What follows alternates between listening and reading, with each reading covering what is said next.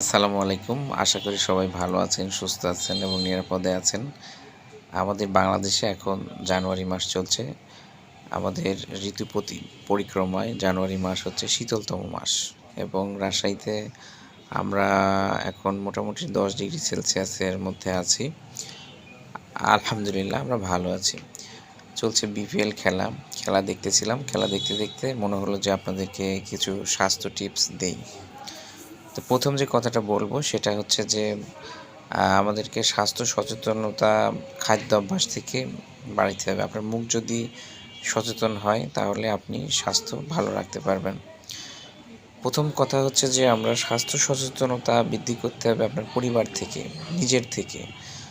আপনি যেটাই খান সেটাই কিন্তু আপনার শরীরের জন্য ভালো এটা মনে করা যাবে না। আমরা বাঙালি যারা সবাই ভাত খাইতে খুবই পছন্দ করি। ভাত ছাড়া খাবো কি? আমাদের প্রধান খাদ্যই হচ্ছে ভাত।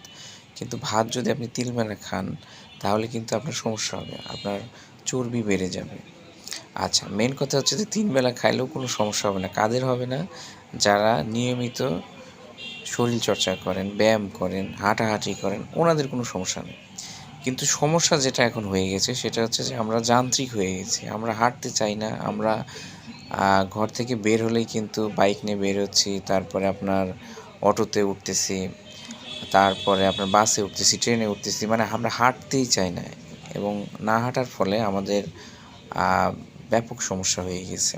না হাঁটার ফলে আমাদের শরীরে ফ্যাট জমতেছে, চর্বি জমতেছে, ব্যাড কোলেস্টেরল যেটা সেটার পরিমাণও বেড়ে যাচ্ছে। যার ফলে আমরা সুস্থ থাকতে পারছি না।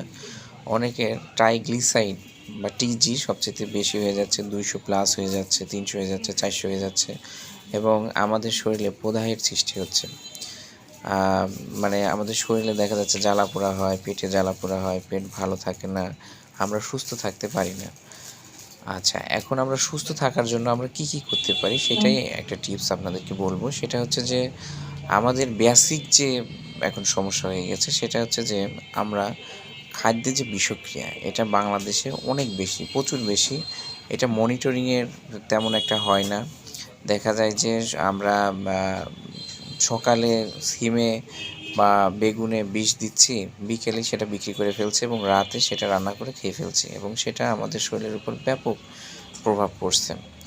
আমাদের শরীরে ব্যাপক সমস্যার সৃষ্টি করছে। আমরা নিজেও জানতেছি না। এখন কথা হলো যে আমরা সুস্থ থাকবো কীভাবে? আমরা কিন্তু এগুলো গ্রহণ করছি, গ্রহণ করার ফলে বিভিন্নভাবে অসুস্থ হয়ে পড়তেছি। দেখা যাচ্ছে যে ব্যাড কোলেস্টেরল বেড়ে গেছে, শরীর মুটিয়ে যাচ্ছে, ডায়াবেটিস হয়ে যাচ্ছে, বিভিন্ন ধরনের অসুখ আমাদের শরীরে বাসা বাঁধতেছে।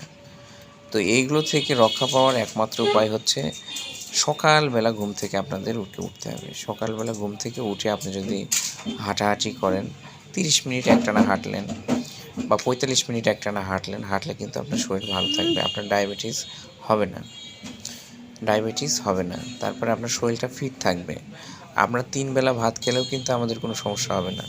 যদি আমরা হাঁটাহাঁটি করি, ব্যায়াম করি, বিকেলে একটু খেলাধুলা করি, তাহলে আমাদের কোনো সমস্যা থাকবে না।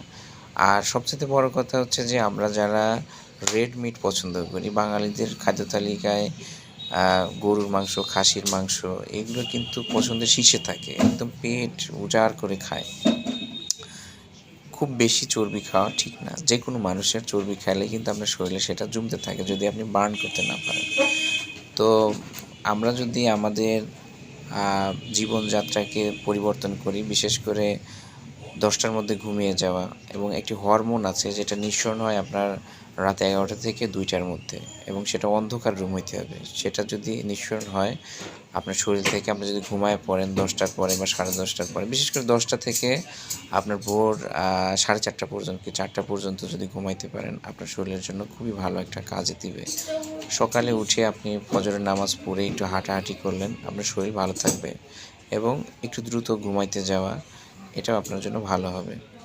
তাহলে আমরা যেটাই খাচ্ছি সেটা যদি আমরা বার্ন করতে পারি তাহলে কিন্তু আপনার শরীর ভালো থাকবে। আর সবচেয়ে ভালো থাকার বড় উপায় হচ্ছে আপনার শাকসবজি খাওয়া। নিয়মিত শাকসবজি খাইতে হবে। শাকসবজি খাইলেই আপনার শরীর বলবে যে ব্যাড কোলেস্টেরলগুলো জমতেছে এটা কিন্তু আপনার ওই যে র্যাপিং করে দিবে।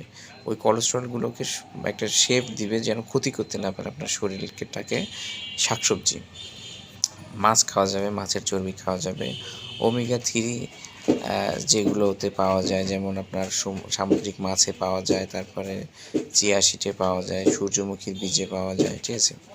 এইগুলো বেশি বেশি একটু খাইতে হবে। আর বাংলাদেশের কমন যে এখন ডিজিজগুলো আছে এর মধ্যে শীর্ষে দেখা যাচ্ছে ডায়াবেটিস আছে, হাইপার টেনশন আছে, মানে হাই প্রেশার আছে, তারপরে আপনার শরীরে চর্বি জমে যাচ্ছে, আপনি মুটিয়ে যাচ্ছেন, ঠিক আছে? এই যে ট্রাইগ্লিসাইড যেটা বললাম, টিজি বেড়ে যাচ্ছে। এই যে বেসিক যে সমস্যাগুলো সবচেয়ে শীর্ষে আছে হলো আপনার হচ্ছে ডায়াবেটিসটা আপনার হবে না যদি আপনি নিয়ম করে একটু হাঁটা চলাফেরা করেন। এবং আরেকটা অভ্যাস করতে পারেন, সেটা হচ্ছে যে যে লাল চাউল, যেটা লাল চাউলের ভাতটা, যেমন আমাদের বাংলাদেশে বলা হচ্ছে আউশ আমনের যে খাবারটা, এটা যদি খান তাহলে কিন্তু আপনি সুস্থ থাকবেন, ভালো থাকবেন। এবং নিয়ম মেনে আপনাদেরকে অবশ্যই বিকালে 30 মিনিট হাঁটতে পারেন, সকালে 30 মিনিট হাঁটতে পারেন, তাহলে আপনার শরীর ভালো থাকবে। আর বাচ্চাদের যেটা অভ্যাস সেটা হচ্ছে আপনারা দেখবেন যে প্যাকেটজাত খাদ্য এরা বেশি খায়, যেমন চিপস খায়, তারপরে ওই যে দেখা গেলো বার্গার কিন্তু খুব একটা ভালো খাবার না, আপনার ফ্যাট হয়ে যাবে।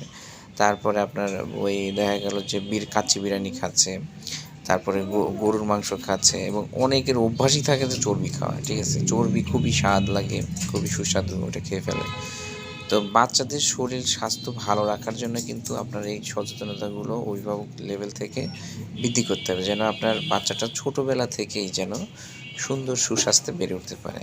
অনেকে আবার আপনার 7 আপ খায়, তারপরে কি বলে যে কোল্ড ড্রিঙ্কস, যেগুলো সফট ড্রিঙ্কস যেগুলো আছে এগুলো খায়। এগুলো কিন্তু আরও খারাপ, আপনার শরীরের উপর একটা ব্যাড ইফেক্ট পড়ে। এইগুলো থেকে আপনাদের পরিবারকে হেফাজত করতে হবে। আর সবচাইতে বড় শান্তির ব্যাপার হচ্ছে ইসলামের যে শান্তির কথা বলা হয়েছে এর উপরে আর কেউ শান্তি দিতে পারবে না। তো সেটা হচ্ছে আপনার 5 ওয়াক্ত নামাজ পড়তে হবে। আপনি যদি ইসলামের পথে, আল্লাহর পথে চলেন, সুন্দরভাবে চলেন, তাহলে কিন্তু আপনি ভালো থাকতে পারবেন, সুস্থ থাকতে পারেন। তো 5 ওয়াক্ত নামাজের জন্য আমাদেরকে সময় বের করতেই হবে, কারণ আল্লাহ বলে দিয়েছে, আল্লাহ একটা নির্দেশনা দিয়েছেন যে আমাদেরকে 5 ওয়াক্ত নামাজ পড়তে হবে। যারা মুসলমান তাদেরকে 5 ওয়াক্ত নামাজ পড়তে হবে। তো আমরা যদি 5 ওয়াক্ত নামাজ পড়ি, ওটাও কিন্তু একটা ব্যায়ামের কাজ করে দেয়। বিজ্ঞান বলছে যারা 5 ওয়াক্ত নামাজ পড়ে তারা সুস্বাস্থ্যে থাকে, ভালো থাকে, নিরাপদে থাকে, এবং পরকালে শান্তি এবং দুনিয়াতেও শান্তি। ইসলাম যারা ফলো করবে তারা পৃথিবীতেও শান্তি পাবে এবং পরকালেও তাদের জন্য শান্তি অপেক্ষা করছে। তো এই জন্য আমাদের আসলে সবারই নিয়মতান্ত্রিকভাবে চলা উচিত। এবং আমরা যদি এই নিয়মগুলো মানতে পারি, আমরা যদি আমাদের পরিবার থেকে সচেতনতা বৃদ্ধি করতে পারি, তাহলেই আমরা সুন্দর থাকতে পারবো, ভালো থাকতে পারবো। আজকে হাসপাতালে গেলে দেখবেন যে কি মানুষের করুণ অবস্থা। মানে আমাদের বাংলাদেশে পপুলার ডায়াগনস্টিক সেন্টার আছে, ইসলাম ব্যাংক মেডিকেল আছে, এবং বেসরকারি যে মেডিকেলগুলো আছে, আমরা যে চিকিৎসা নিতে যাই এবং দেখি যে টেস্টই দেয় আপনার 5,000 টাকা, 6,000 টাকা, 10,000 টাকার টেস্ট। যারা গরিব মানুষ, যারা দিনমজুর মানুষ, এনাদের জন্য চিকিৎসা হওয়া অত্যন্ত কষ্টকর একটা ব্যাপার হয়ে যায়। এবং ওষুধের যে দাম, এবং আমাদের দেশের যে বর্তমান পরিস্থিতি, দেখা যাচ্ছে যে অনেকেই অসুস্থ, প্রচণ্ড রকমভাবে সামাজিকভাবে আমরা দেখছি যে আসলে মানুষ অনেক বেশি অসুস্থ আগের চেয়ে। কারণ কি, আমরা ওই যে বললাম যে আমরা হাঁটা চলাফেরা বেশি একটা করি না, সবসময় যানবাহনে যাতায়াত করি, বাইক হয়ে গেছে, তারপরে আপনার অটো হয়ে গেছে, সিএনজি হয়ে গেছে, বাস, তারপরে আপনার কি বলে ট্রেন, এইগুলো তো আছেই। আমরা হাঁটতে পছন্দই করি না। আমার এলাকায় একজন প্রায় 100 বছর হয়ে গেল, উনি কিন্তু এখনও হাঁটাহাঁটি করে। আমার বাসা থেকে 2 কিলো 3 কিলো উনি দেখা যাচ্ছে হেঁটে যাচ্ছে, হেঁটে আসতেছে। এখনও কিন্তু উনি ভ্যানে বা রিক্সায় ওঠেন না। উনি দিব্যি সুস্থ আছেন, ভালো আছেন। তো হাঁটাটা কিন্তু একটা বিশাল মেডিসিন। যারা মুটিয়ে যাচ্ছেন, যাদের ডায়াবেটিস, যারা বিভিন্ন সমস্যায় ভুগতেছেন, তাদেরকে বলবো দয়া করে আপনারা একটু হাঁটাহাঁটি করেন। জীবন যে চলাচল ব্যবস্থা, মানে জীবন লাইফস্টাইল যেটাকে বলে, ওটা একটু চেঞ্জ করে নেন। দেখবেন যে আপনার শরীর সুস্থ থাকবেন, ভালো থাকবেন। সবাইকে আন্তরিক শুভেচ্ছা এবং ধন্যবাদ জানাচ্ছি আমাদের সাথে এত সময় ধরে আমাদের কথাগুলো শুনলেন। আর ওষুধ মানেই কিন্তু আসলে আপনি আপনার স্বাস্থ্যটাকে অন্যের হাতে তুলে দিচ্ছেন। অন্যের হাতে তুলে দিলে অন্য আপনাকে কেমনে কি ট্রিট করবে সেটা কিন্তু আপনি বুঝতে পারবেন না। এজন্য নিজের হাতে যদি রাখতে চান তাহলে খাদ্যাভ্যাস পরিবর্তন করতে হবে, জীবনযাত্রার পরিবর্তন করতে হবে। এর মাধ্যমে কিন্তু আপনি সুস্থ থাকতে পারবেন। ওষুধ গ্রহণের কোনো দরকার নাই। ওষুধ যখনই নির্ভরশীল হয়ে পড়বেন তখন কিন্তু অনেক সাইড ইফেক্ট আছে, ব্যাড ইফেক্ট আছে। এগুলো থেকে আমাদের শরীরকে রক্ষা করতে হলে আমাদের জীবনযাত্রার যে লাইফস্টাইল সেটাকে চেঞ্জ করতে হবে এবং নিয়মিত হাঁটা চলাফেরা করতে হবে। সুস্থ সুষম খাদ্য খাবেন, আপনারা সুস্থ থাকবেন। সবার জন্য দোয়া, ভালোবাসা এবং আশীর্বাদ রইল। আপনারাও আমার জন্য দোয়া করবেন, আশীর্বাদ করবেন যেন আমরা পারিবারিকভাবে সুস্থ সুন্দরভাবে বেড়ে উঠতে পারি। প্রতিটা শিশু যেন ভালো থাকে, সুস্থ থাকে। সবাই ভালো থাকুন, সুস্থ থাকুন। আসসালামু আলাইকুম।